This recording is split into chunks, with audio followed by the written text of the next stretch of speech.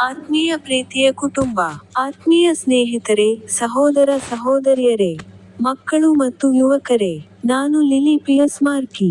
ಇಂದು ಮೇ ತಿಂಗಳ ಮೊದಲ ದಿನ, ಮೇ 2025. ಇದು ಇಂದು ಮೇರಿಯ ರೋಸರಿ ಪ್ರಾರ್ಥನೆ. ಇಂದಿನ ಸಂತ ಜೋಸೆಫ್. ನಮ್ಮನ್ನು ಏಕೆ ಜ್ಯೇಷ್ಠರನ್ನಾಗಿ ಮಾಡಲಾಯಿತು? ವರ್ಷದಿಂದ. ಇದೆಲ್ಲದಕ್ಕೂ ನಾವು ಭಗವಂತನ ವಿನಂತಿಯನ್ನು ಎಂದಿಗೂ ಸ್ವೀಕರಿಸುವುದಿಲ್ಲ. ಜ್ಯೇಷ್ಠ ತಿಂಗಳ ಬೆಚ್ಚಗಿನ ಬೇಸಿಗೆಯ ದಿನದಂದು ಏನೇ ಮಾಡಿದರು. ಇತ್ತೀಚಿನ ವರ್ಷಗಳಲ್ಲಿ ಪೋಪ್ ಅವರ ಆರೋಗ್ಯವು ಕಳವಳಕಾರಿಯಾಗಿತ್ತು. ಈ ವರ್ಷದ ಆರಂಭದಲ್ಲಿ ಡಬಲ್ ನ್ಯುಮೋನಿಯಾ ಸೇರಿದಂತೆ ಉಸಿರಾಟದ ಸಮಸ್ಯೆಗಳಿಗಾಗಿ ಅವರನ್ನು ಹಲವಾರು ಬಾರಿ ಆಸ್ಪತ್ರೆಗೆ ದಾಖಲಿಸಲಾಯಿತು. ಅವರ ಅನಾರೋಗ್ಯದ ಹೊರತಾಗಿಯೂ, ಅವರು ತಮ್ಮ ಕರ್ತವ್ಯಗಳಲ್ಲಿ ಸಕ್ರಿಯರಾಗಿದ್ದರು, ಆಗಾಗ್ಗೆ ಸಾವಿನ ಅನಿವಾರ್ಯತೆ ಮತ್ತು ಅದಕ್ಕೆ ತಯಾರಿ ಮಾಡುವ ಮಹತ್ವದ ಬಗ್ಗೆ ಮಾತನಾಡುತ್ತಿದ್ದರು. ಕ್ಯಾಥೋಲಿಕ್ ಚರ್ಚ್ ಈಗ ಶೋಕಾಚರಣೆಯ ಮತ್ತು ವಿಶ್ರಾಂತಿ ಅವಧಿಯನ್ನು ಪ್ರವೇಶಿಸುತ್ತಿದೆ. ಈ ಸಮಯದಲ್ಲಿ ಕಾರ್ಡಿನಲ್ಸ್ ಕಾಲೇಜು ಹೊಸ ಪೋಪ್ ಅನ್ನು ಆಯ್ಕೆ ಮಾಡಲು ಒಟ್ಟುಗೂಡುತ್ತದೆ. ಮೊದಲ ಬೈಬಲ್ ವಚನ. ಯೆಶಾಯನು ಅಧ್ಯಾಯ 43ನೇ ವಚನ ಸಂಖ್ಯೆ 19 ರಲ್ಲಿ ಹೇಳಿದನು, ನೋಡಿ, ನಾನು ಹೊಸದನ್ನು ಮಾಡಲಿದ್ದೇನೆ, ಈಗ ಅದು ಸಂಭವಿಸಲು ಪ್ರಾರಂಭಿಸಿದೆ, ನೀವು ಅದನ್ನು ಗ್ರಹಿಸುವುದಿಲ್ಲವೇ? ನಾನು ಮರುಭೂಮಿಯಲ್ಲಿ ನೀರಿನ ಹೊಳೆಗಳನ್ನು ಮಾಡುತ್ತೇನೆ, ಅರಣ್ಯದಲ್ಲಿ. ವಾಗ್ದಾನದ ಅರ್ಥ. ನಕ್ಷತ್ರ ಚಿಹ್ನೆ. ನೋಡಿ, ನಾನು ಹೊಸದನ್ನು ಮಾಡುತ್ತಿದ್ದೇನೆ. ಇದು ದೇವರು ತನ್ನ ಜನರ ಜೀವನದಲ್ಲಿ ಮತ್ತು ಜಗತ್ತಿನಲ್ಲಿ ಸಕ್ರಿಯವಾಗಿ ತೊಡಗಿಸಿಕೊಂಡಿದ್ದಾನೆ ಎಂಬುದರ ಘೋಷಣೆಯಾಗಿದೆ.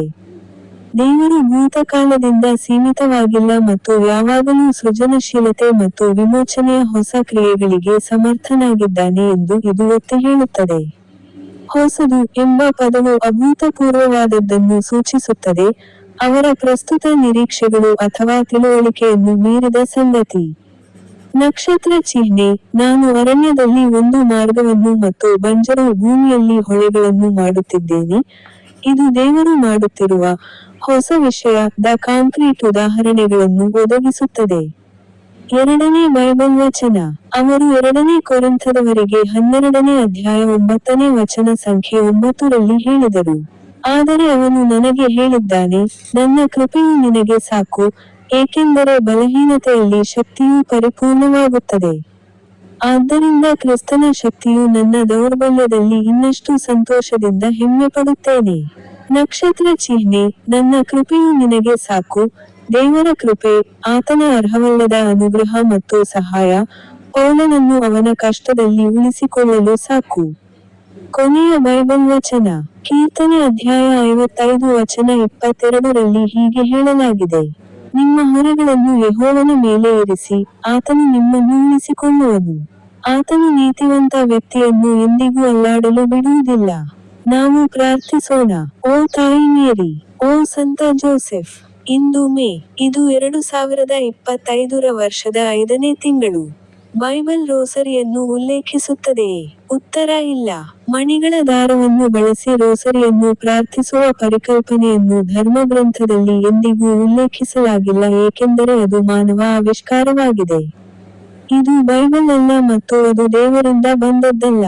ರೋಮನ್ ಕ್ಯಾಥೋಲಿಕರು ರೋಸರಿ ಪ್ರಾರ್ಥನೆ ಯನ್ನು ಕೆಲವು ನುಡಿಗಟ್ಟುಗಳು ಬೈಬಲ್ನಲ್ಲಿ ಕಂಡುಬರುತ್ತವೆ ಎಂದು ತೋರಿಸುವ ಮೂಲಕ ಸಮರ್ಥಿಸುತ್ತಾರೆ, ಆದರೆ ಹೇಲ್ ಮೇರಿ ಪ್ರಾರ್ಥನೆ ಮತ್ತು ಹೇಲ್ ಹೋಲಿ ಕ್ವೀನ್ ಪ್ರಾರ್ಥನೆಯ ಹೆಚ್ಚಿನ ಭಾಗಗಳು ಬೈಬಲ್ನಲ್ಲಿ ಕಂಡುಬರುವುದಿಲ್ಲ.